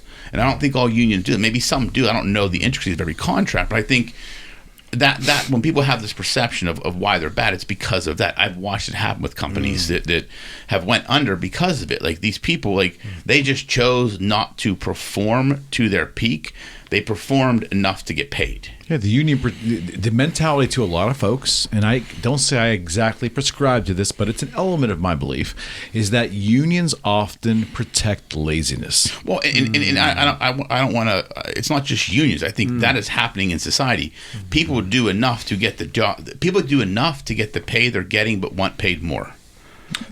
That's the problem. But you see unions these protect it. They protect the job as opposed to the company realizing that they're not performing and they fire them. Well, yeah, okay. So there is a level of protection, but I think across the board we're seeing that's that. all it is. But I'm saying, but I think it's across the board. It's not just the union mentality. Yeah, hell no. I think it's just people's mentality these days, where Agreed. they just want to do enough to get by, but always want to make more money. I think that's prevalent in society on all fronts. Yes. But when speaking to a union right now, to me, one of the elements and the advantages to workers is, I don't have to do a lot. I don't have to work. I don't have to really be industrious. I just have to find out what's required of me to exist in there. And I know on these certain dates I want to earn this amount of money. And that is how it's done. It's not merit. Am I wrong? I don't think you're wrong at all. However, I will counter with this idea that, from a union perspective, it does limit a lot of things. It limits pay, it limits production, and especially when it came to the factories and everything else, that it did kind of slow down production in that regard. The problem is, I think, to counter what Rocco was saying about people in general want to just sort of work to clarify what you said again, because I kind of forget.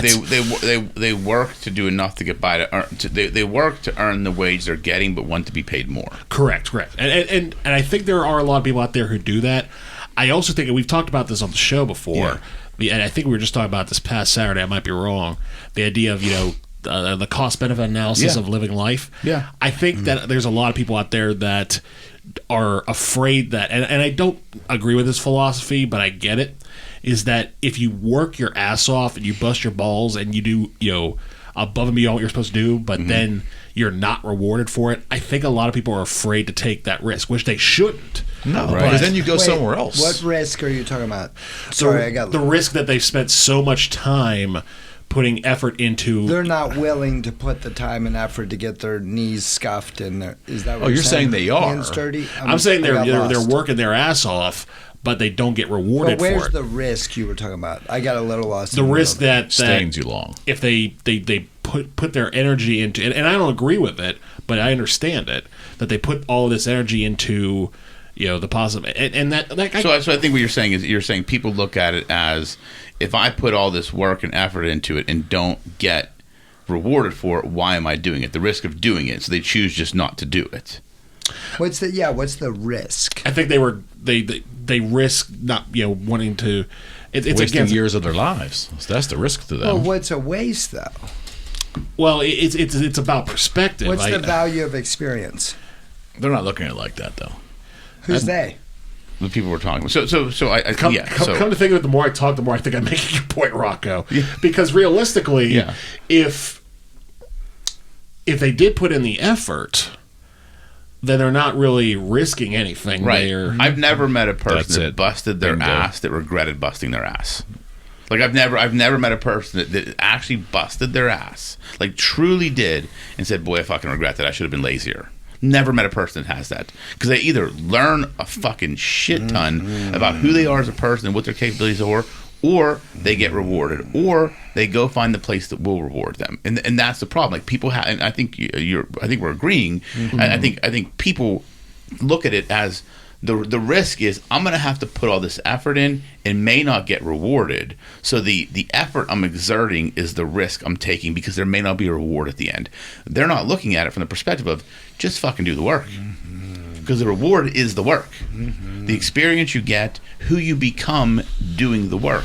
You eventually will get rewarded. Like I deal with that when hiring people. Like I'll pay you what you're worth until you show me you're worth more. 100,000,000%. And we were kind of talking about this the last time I was in with Eric by myself, that we were talking about the idea of work ethic. And I think for a lot of people who were, because again, in the 20s and 30s, in the the prime of the Industrial Revolution, this idea of going, because we were talking about working to do what you love, and how that wasn't as much of an option back then as it is now with the information age and advances in transportation technology, whatever you want to call it. That if you were sort of in a position where you weren't really enjoying your job, but you knew you were making a living, there might be that little element of, okay, do I really want to put in this much effort to do something I don't want to do? Now these days, because there was a mentality like that back then. You think there was? I think so. I think there were a lot of people who were probably upset with them. How so? Well, just because I think it's an oversimplification. So repeat what you said again.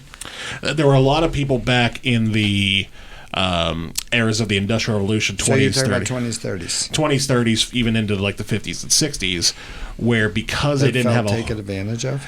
I wouldn't go as far as saying they felt taken advantage of, but I felt like they probably felt like, knowing what's out there, because that was a transition period to where people were starting to realize, what's out there.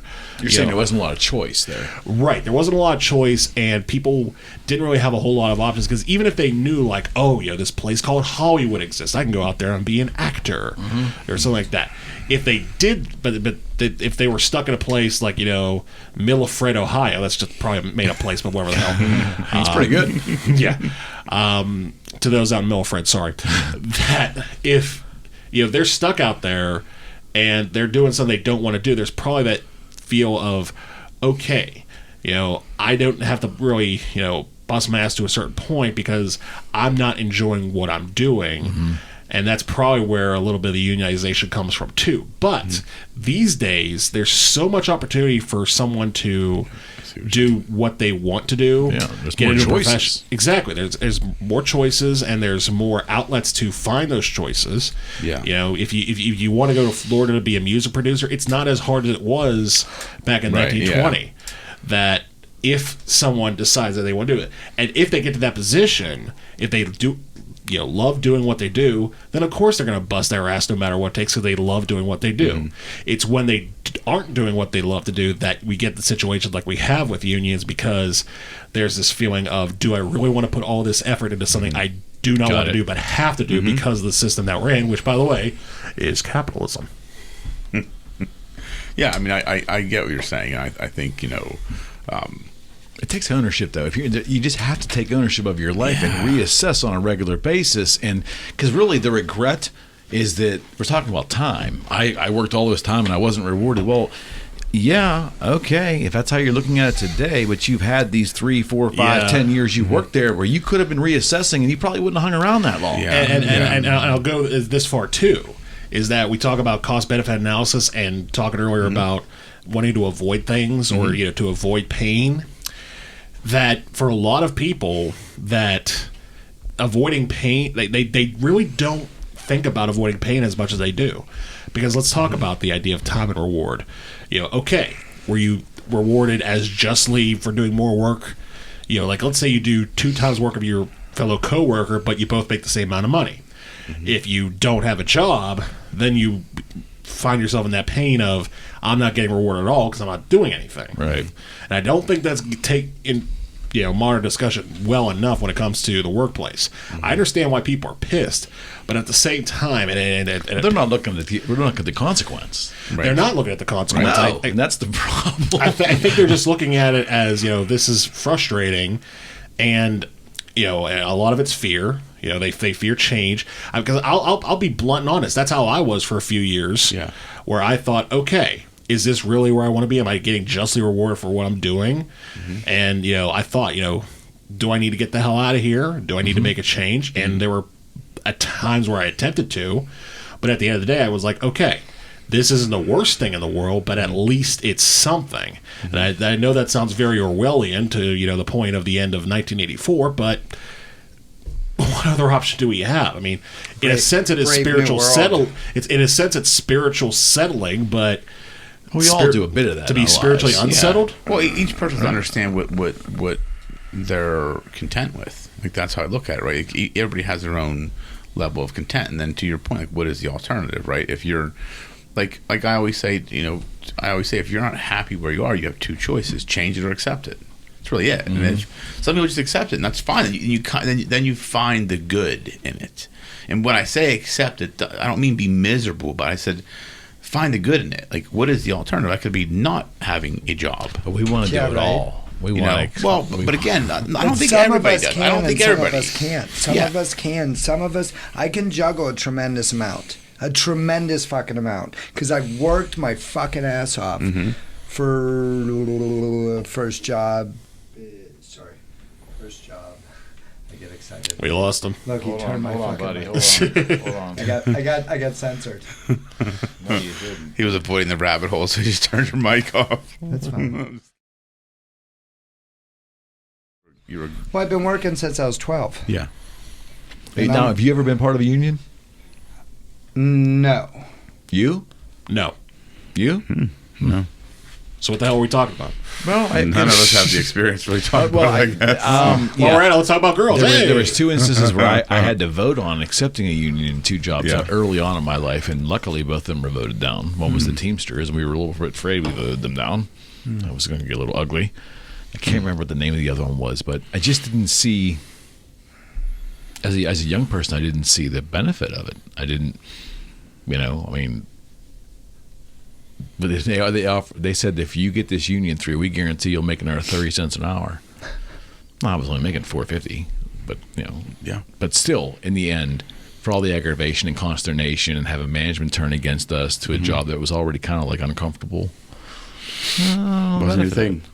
I didn't think it was. Well, obviously, it wasn't all of us that voted on it. Yeah. But What kind of job was it? I was in assembly. I was putting together breathing apparatuses for a company called National Draeger, and the Teamsters came and they were doing the full court press, and I was like, 19? Wow. So I went to the little meeting and all this stuff, and just didn't sound like all worth all. And I knew that there was going to be an adversarial pushback from management. Sure. And it was a German firm, and they were doing.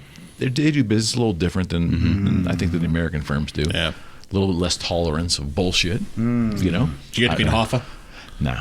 No. So I was like, how old do you think this cat is? I know. I'm old as shit. They still haven't found that fucker. No, they haven't. Would you say in the end though that like when you sit and look at society today and you see the definition of entrepreneurship on social media and so forth, and people wanting to, and it's great. There's a new economy out there. People sell new almost like a new retail economy when you see people out selling their stuff. It really confuses me at times because the concept of capitalism is what they're doing day in day out by selling their T-shirts, or whatever their entrepreneurial thing is, or they're an influencer. It's all based upon the system of capitalism, and hopefully they're making money and their business is flourishing, or it's being uniquely defined in the market. But at the same time, they'll lob bombs against the society. Like the law bombs against capitalism. Things are corrupt. Things aren't right. The system's broke. It's like I don't know how we think we can have it both ways. And I see a lot of that out there. We think that we can, and probably because we live in a representative democracy. Yeah, it starts at the top. Our system is a capitalistic system, yet we're enjoying a government that spends an unbelievable amount of money and gives money to the people in dribs and drabs and tons. But we also have the benefit. We also have the benefit of capitalism. So we really are now enjoying the best of both worlds from our society. Our government is this huge financial conglomerate, its own little capitalistic society that shields out money to certain people. And that I think is one of the biggest. Is that the confusion?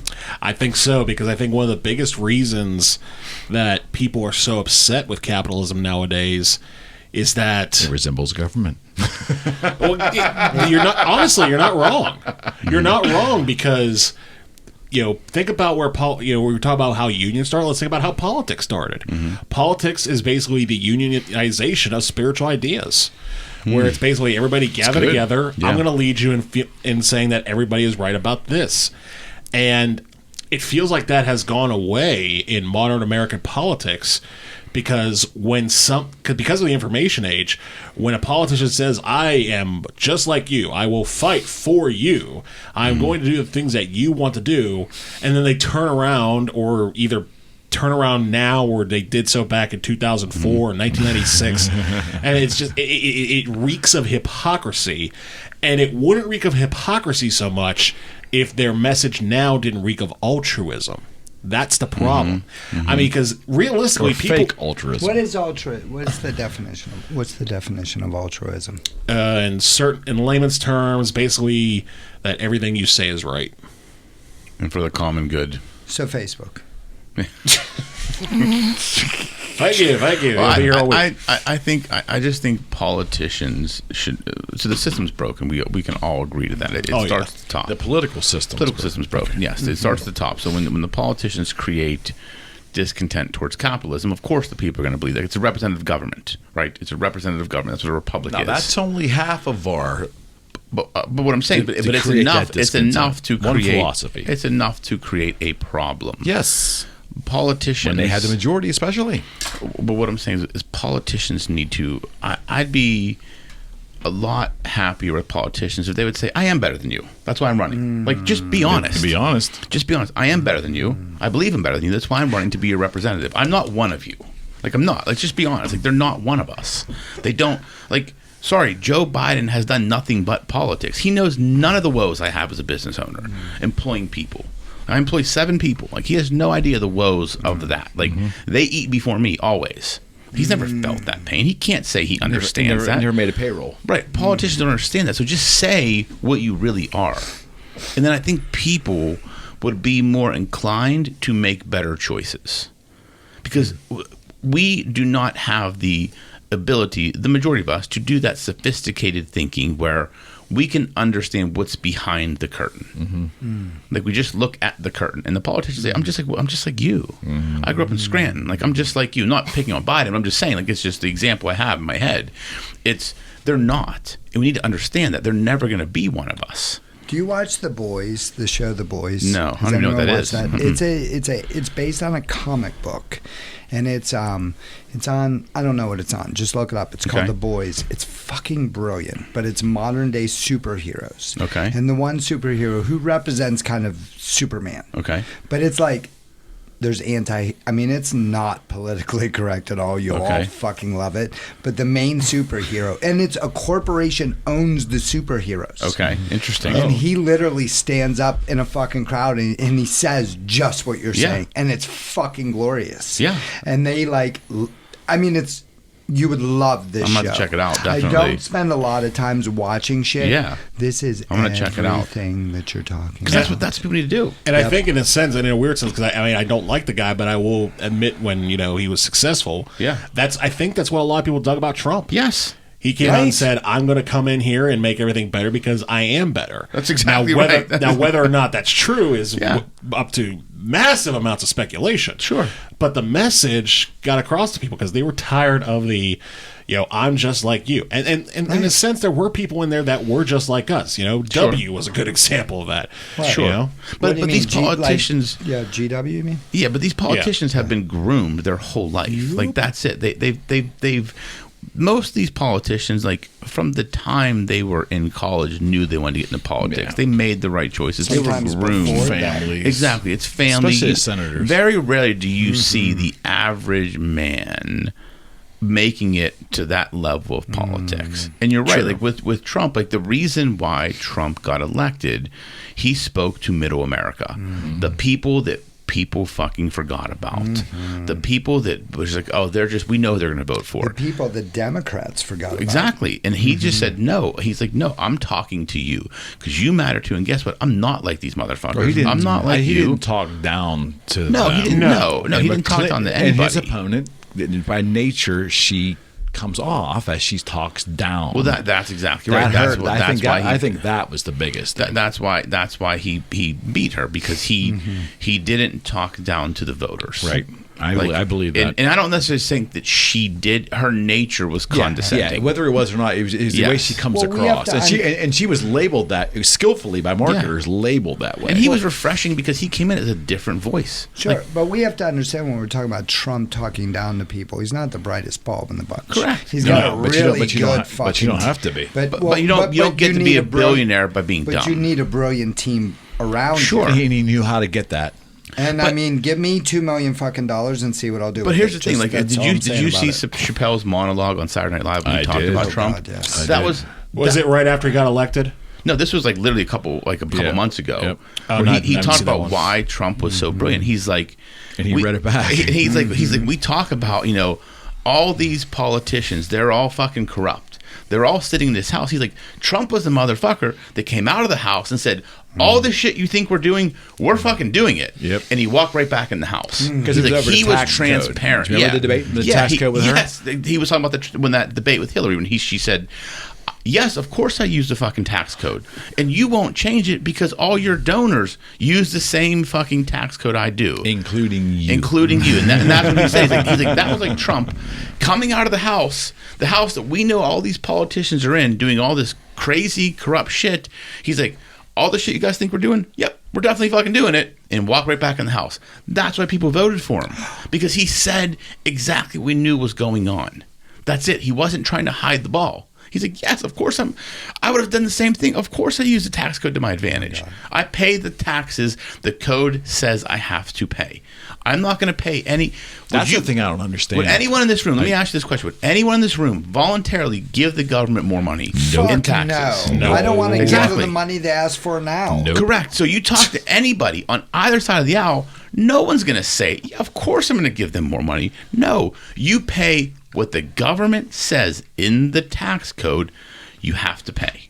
That's it. And isn't it funny This is the one thing I wanted to say. Like, they've been after his tax records in the media anyways. Yes. But it's primarily all being done in the media, not so much actually done by government. Correct. But it's taking all these years to demand he turn all this stuff over.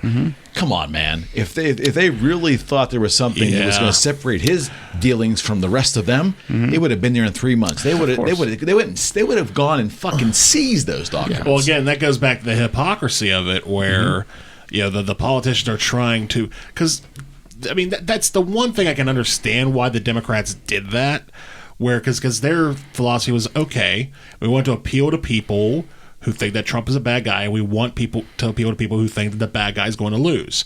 So we need to make the bad guy lose, so that way we look like the victorious ones, so that way they'll vote for us. Did it work? No, but well, I mean, unless you count Biden. But aside from that, it didn't work. Right. And I think the problem with Trump, at least as far, because I agree with what you're saying, Rocco. He was very transparent about the political system. Yeah. I just think he lacked the self-awareness when it came to himself to maintain that. He didn't acquire that lack of self. I think he always had lack of self-awareness because he didn't need to have it when he was younger. But here's my thing with that. It's so you have to decide the president you want. It's a cost-benefit analysis. Take Trump, take whoever it is. Do you want the president that is perfectly spoken and poised and eloquent? We had it with the guy before him. But does what the establishment wants him to do, and that's the guy before him. Or do you want the guy that kind of says some inappropriate shit, doesn't really have self-awareness, but actually gets shit kind of done? Can we? You don't think we can have both? Can I have? I think we could. Well, let me ask you a question. Can I have hope for both? I think so. Yeah, I think there are people out there that can be both. I got a cool skit out of this, and I'm not going to tell you what it is because it'll be fun. But what is the difference between a magician and a wizard? No, this is a reasonable question. I believe it's a reasonable question. I have no idea. Like Rush 21 right there. That right there. It's the greatest album ever. Yeah, a wizard does magic, and a magician creates illusion. So, okay, magic with a C or a K? I don't know the difference. Well, K is Celtic. That's like true. Well, I don't know that. So I would just say... look at that Rush 2012 thing. 2112. Yeah. Okay. That's like, is that symbol good or bad? And that's my last What, the red pentagram? Yeah. It's not demonic because... Right, I know. Yeah, because the star does not cross through each other. So what would it take for me, as who I believe I'm stepping in the wizard, to make my hand disappear? I'm so lost. Did you just say you're a wizard? An axe? Wait, what the fuck happened to my hand? Where'd my hand go? That's the end of the trick. It's just right here, man. It's all fucking sleight of hand. So what I'm saying is they're doing sleight of hand. It's look over here. Here's a weather balloon. That's politicians. Absolutely. Right. That's 100%. the point I was trying to make. I Yes. just did it colorfully. It's very colorfully. Yes, that was. Yes, Paul. I mean, but that's me. And we can kind of get to the end on this. Like, look at the train derailments that have happened. Yeah. No one's talking about that. Is that? And I hate to say it, is that controlled infrastructure derailment to push forth a new infrastructure plan? We don't know. Oh wow, you went way deeper than I. But think about that. No one's talking about. Good. No one's talking about a fucking chemical leak. Were they talking about the Dakota Access Pipeline? I don't think so. But look at the other one that happened, where there was actually deaths. There were 3 train derailments in the past, I think, week and a half. I think it was Texas. 3? I think it was Texas. Yeah, there was the one in Houston, the one in East Palestine. I didn't hear about a third one. There was a third one, I think. I'm pretty sure. Wow. No one's talking about it. Something is going on that all of a sudden there's fucking aliens. There's train. No one's talking about these train derailments. Not just aliens. But all of a sudden we have this, this whole infrastructure plan we want to do. And now our infrastructure is falling apart. So and there's chemical spills. So in the same vein, let me end on this, friends. Mm-hmm. We've had in the news, and again, I'm saying what's being presented to us. I'm not even saying it's actually reality. I'm just saying it's what's being presented. We've had dirigibles, things flying in our lower atmosphere over the past that word 2 now. days. It's a good word. What is the word? Jag. Dirigibles. I can't pronounce it. Dirigibles? Dirigibles. Sure. Okay. The thing is, all of those words. Basically, we've had things flying in our atmosphere, in our airspace as a sovereign country. Now think about this. Yeah. We've had things flying at low altitude in our airspace. Okay. One of them we've identified is from China. Sure. Since then, there's been others. Some say 3, some networks say there's been 5. Our military has gone above us and has shot down these things. And the only way we know about it is coming through the news in statements given by our Defense Department or the Pentagon. Or our president, their leader of the free world, has not spoken at all in any way, shape, or form, yet we have fighter jets shooting down shit over our airspace. This isn't Syria, Iraq. Did we see our that? airspace? Did we see it happen? Well, maybe it didn't happen. That Here- makes it No, even, no, that that makes it was even the- worse. That He's was- not spoken to the people when our military is above us shooting down shit. Here's the problem, though. Are they Come shooting? on. Are they No, shooting? but He down won't shit? make a statement. He won't even issue a written statement. Listen, and again, this is me But are being you a getting- slight conspiracy theorist. I think, to your point, this is sleight of hand. Like a reporter just asked the question. There are 75 weather balloons released every day in the United States that go up in the atmosphere. Like, could it have been them? Could they have made a mistake? And they won't even answer that question. Is this sleight of hand because of this shit? Like this fucking train derailment of a toxic. This is Chernobyl happening fucking 30 miles from us. No one's talking about What's up this. with those But we're winds all today? distracted by the UFOs and the fucking aliens and things flying over us. And like the Super Bowl. but what I'm saying is, like, part of me wants to believe, and I hate to be this way, but because a chemical spill where they burnt the chemicals, chloride, they had right? to evacuate Liquid cities, chloride. and like the lawyers are circling like vultures in that area. Like that's a big fucking deal. But we're distracted by. Maybe they're aliens, maybe they're UFOs, maybe they're China's weather balloons, maybe they're just a fucking weather balloon that we went up there and shot down to distract the people from what's fucking happening. I Could mean, be. there's the fucking mic drop, right? Honestly, for me, Where's our president? I mean, we all know he's mentally compromised. Everybody, But are we getting- but still, like, where is the Agreed. administration? Look over here. Where's the Look administration? over here. Right. There's something else over here. Absolutely. 10 times worse is happening. That's what I'm We don't want to saying. talk about it. that's the mic drop. If Biden died in office, Well, do you think we would know? Do you think we would know Fuck right no. away? Do you think Fuck we would no. know right away? fuck no. Do you think it's possible they would actually like Fuck hide no. that for a while till Hell they figured yes. out what the play is? Hell yes. Possibly. Hell yeah. I think the Republicans would blow it up. I think if any nice. Republican or Fox News got Well, the I wind mean, of that. there's already been conspiracy theories that there's like multiple Biden clones out there. Yeah. So I've Wow, heard now talk about a I've seen fucking that, rabbit. so- Wait, Whoa. is this when I look at you and go, "Oh, you were going off on something here"? You know what I mean? Because I thought we were trying to wrap this shit No, up. no, I gotta no, go no. shoot some fucking pool and win some money. But no, I honestly. So think about this, and I want to. Could I bookmark your last mic drop? Yeah, go ahead. And I'm not trying to drop the mic over you, because, Drop dude, we've had visualizations. We've had fighters. This is not fucking new with UFOs. It's not new that UFOs Correct. exist. Correct. But never in the history of the fucking world have we seen footage of a UFO being shot down, correct? Not yet. Correct. Now, fighter Yes. jets have cameras on them, correct? Believe so, yes. Where's the footage of the UFO? So Nothing's been Yeah, released. right. Exactly. Well, no. It didn't fucking happen. Do not get distracted. Do not get distracted by sleight of hand. It did not happen.